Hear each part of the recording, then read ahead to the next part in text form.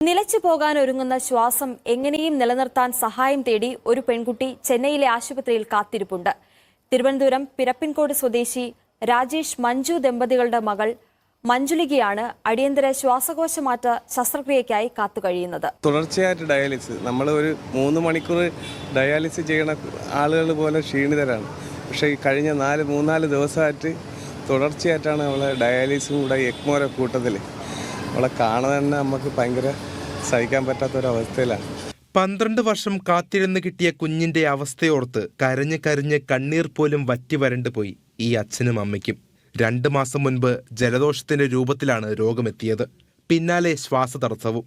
കടുത്ത ന്യൂമോണിയ കാരണം ശ്വാസകോശ ഭിത്തികൾ തകർന്നതായി പരിശോധനയിൽ കണ്ടെത്തി. ആരോഗ്യനിലയിൽ മാറ്റമില്ലാതായതോടെ കൊച്ചിയിലെ സ്വകാര്യ ആശുപത്രിയിലും ചികിത്സ നടത്തി.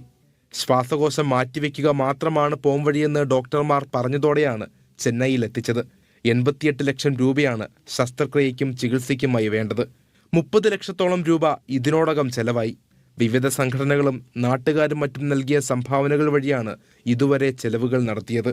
ഇനി മുന്നോട്ടു പോകാൻ കഴിയാത്ത അവസ്ഥയിലാണെന്ന് മഞ്ജുലികയുടെ മാതാപിതാക്കൾ. ഒരു സാമ്പത്തികം ഭയങ്കര പ്രശ്നമാണ്. ഞാൻ ഒരു സാധാരണ തടിപ്പണിക്കാരനാണ്. അങ്ങനെ പിന്നെ എല്ലാവരുടെയും സഹായം കൊണ്ടാണ് നമ്മൾ ഇതുവരെ എത്തിയത്. നമ്മൾ ഉള്ളിൻ്റെ ഉരുയിൽ ഇങ്ങനെ കരഞ്ഞ് എന്താണ് നമ്മൾ നിൽക്കുന്നത്, കാണാൻ പറ്റൂല. എൻ്റെ മകൾ കരിഞ്ഞ് ചിരിച്ച് കളിച്ച് പടവും വരച്ച് ഡാൻസും പാട്ടുമായിട്ട് നടന്നതാണ്. 1 മാസം ICUവിൽ കഴിഞ്ഞു.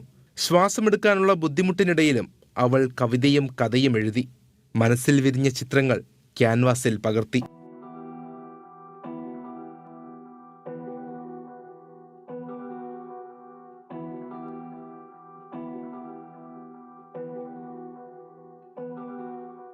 ജീവിതത്തിലേക്ക് തങ്ങളുടെ ജീവനെ തിരിച്ചു കൊണ്ടുവരാൻ സുമനസ്സുകൾ തുണയ്ക്കുമെന്ന പ്രതീക്ഷയിലാണ് ഈ കുടുംബം.